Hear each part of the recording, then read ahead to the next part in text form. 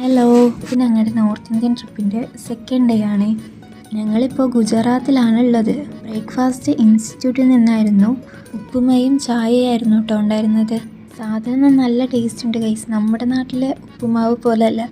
പിന്നെ ലഞ്ചും അവിടെ നിന്ന് തന്നെ ആയിരുന്നു കേട്ടോ. ഗുജറാത്തി താലിയായിരുന്നേ. എന്തൊക്കെയോ ഒരുപാട് സാധനങ്ങളൊക്കെ ഉണ്ടായിരുന്നു ഗൈസ്. നല്ല ടേസ്റ്റും ഉണ്ടായിരുന്നേ.